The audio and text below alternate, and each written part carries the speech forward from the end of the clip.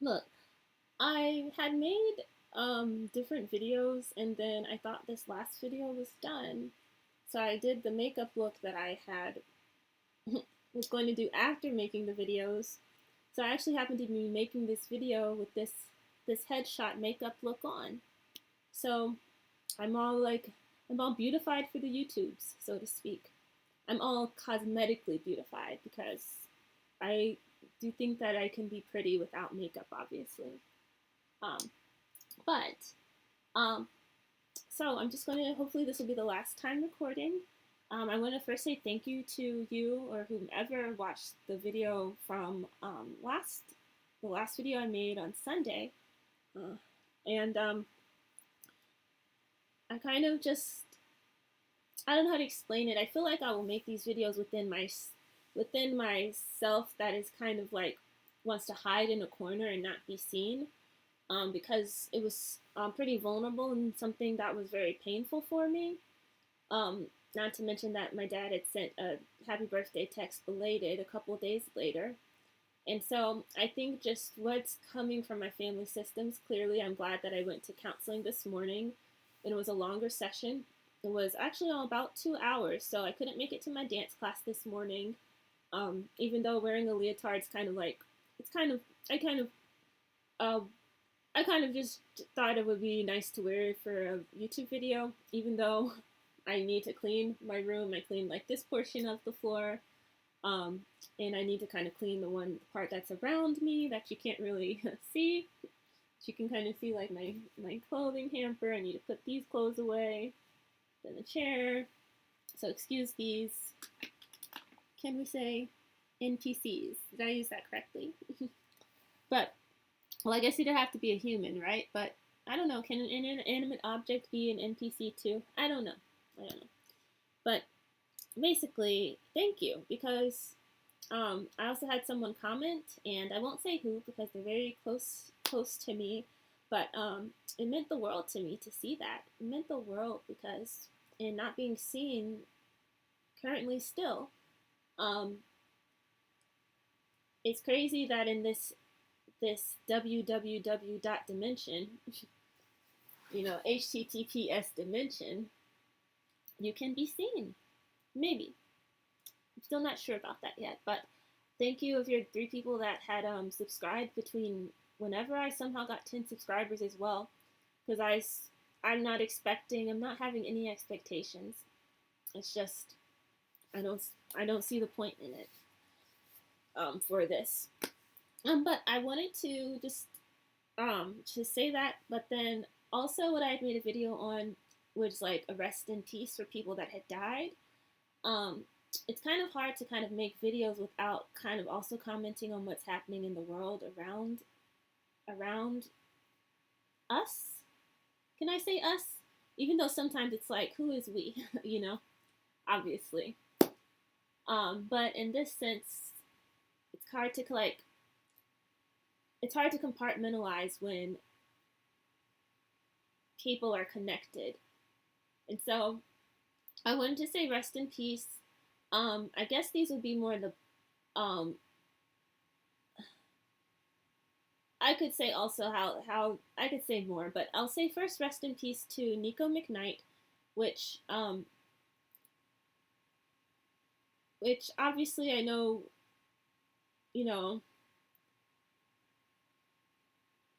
everybody knows that he's the son of Brian McKnight, and you know, he died of colon cancer, stage 4, and he's only 32 years old. Cancer is affecting younger people now more and more. I'm learning. I have a personal connection to cancer. Um, it's really sad what's happened, how his dad treats them. And I won't say more than that because it's just so sad. It's very sad and very painful. I can imagine. I can imagine how painful that has to be. And emotional pain, stress. These things are really things that cause sickness. But I don't want to say more than that. I'm just saying that it's something that people don't always think about the link to that, or I feel like people don't always think about that, but The Body Keeps Score is a book that was suggested to me to read by a sibling, and I have too many other things to read right now, so I know that that's something I want to read. Ashe.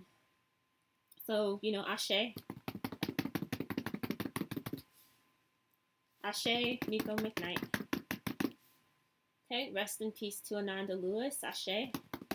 She died in her early 50s, I believe 52, of stage 4 breast cancer.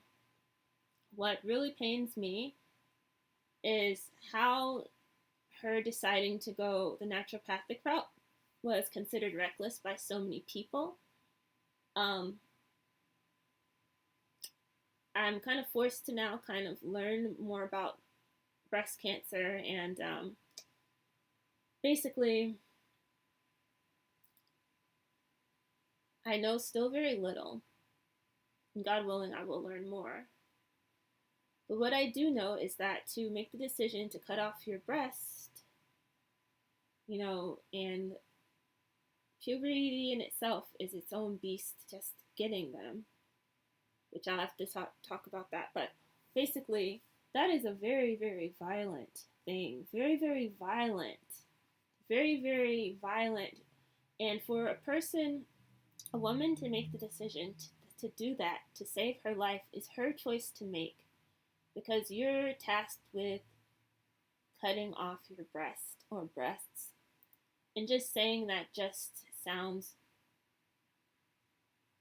it's just a very painful thing psychologically to face. And I don't know how it is for everybody, but the thought of this, people have their bodies and deserve to have their bodies, and if you make the choice, it's a choice that a person that is diagnosed with breast cancer is the one to make.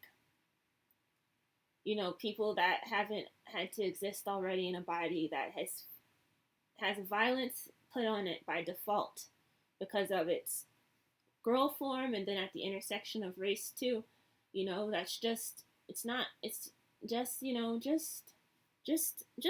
I don't know, just why is there no nuance with this? So Ashe Ananda Lewis. Then Ashe Malcolm Jamal-Warner. He's in the news now, and so before I did other videos, I thought it's kind of hard to just kind of not talk about things that are also happening in the midst. So, and the impact that I know the Cosby Show, I know A Different World, and I grew up in the 1990s when I was a young kid, but I'm aware of the impact of the Cosby Show, and yes, I do see people, I'm very aware of the scandal with Bill Cosby, obviously. And yes, that two things can be true. That's the truth of the wrongdoing within this. Then also the impact of a character like Theo Huxtable.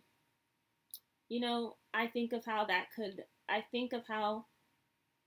this could help an older sibling. So I'm seeing someone like this, and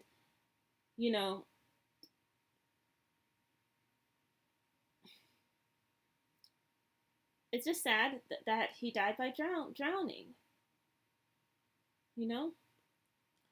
And it's good that at least his daughter was saved, but the ocean is such a fearsome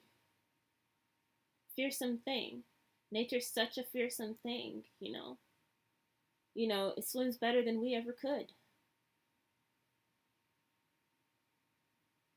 So I'll say that I'll give libations